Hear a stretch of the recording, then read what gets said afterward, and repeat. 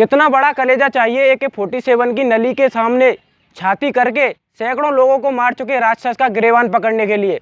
1 गोली, 2 गोली, 10 गोली, 20 गोली, 40 गोली छाती के आर पार हो गई, लेकिन राक्षस की कॉलर नहीं छूटी। प्राण छूट गए लेकिन राक्षस का गिरेबान नहीं छूटा।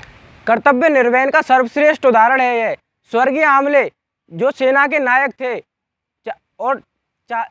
जो सेना के नायक थे, रिटायर्ड होने के बाद उन्होंने मुंबई पुलिस ज्वाइन की। चाहते तो पेंशन लेकर आराम से रह सकते थे, लेकिन नहीं, वो लड़ना चाहते थे।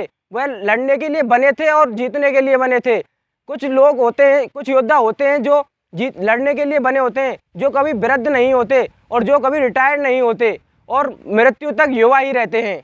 एक थे कैप्टन विक्रम भद्रा, जो कारगिल के युद्ध में एक चोटी जीत लिए और अधिकारियों से जिद करके दूसरी चोटी के युद्ध के लिए निकल गए।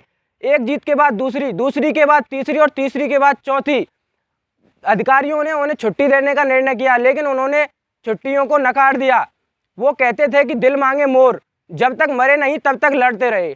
एक थे बाबू कुंवर सिंह, जो 80 वर्ष की उम्र में अंग्रेजों से लड़े और ऐसे लड़े कि आज तक उनके नाम से गीत गाया जाता है। और एक थे फतेह बहादुर शाही, जिन्होंने 40 वर्ष तक अंग्रेजों से युद्ध लड़ा और उनकी मृत्यु के 20 वर्ष बाद भी अंग्रेज अधिकारी ये सोचते थे, राज्य में घुसने के वक्त ये सोचते थे कि कब जाने कौन कहाँ जिंदा हो। स्वर्गीय आमले इसी श्रेणी के योद्धा थे, जो अपने कलेजी की ताप से चट्टान को तोड़ने की ताकत रखते थे और कर्तव्य निष्ठा का प्राण करने वाले थे।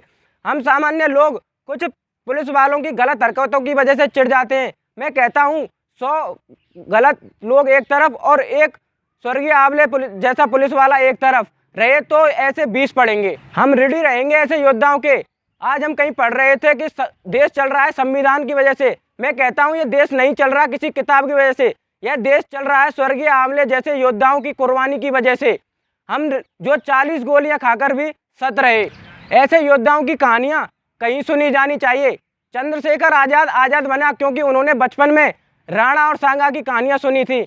अपने बच्चों को वीर योद्धाओं की कहानियां सुनाना भारत, तभी तुम्हारे बच्चे वीर योद्धा बनेंगे।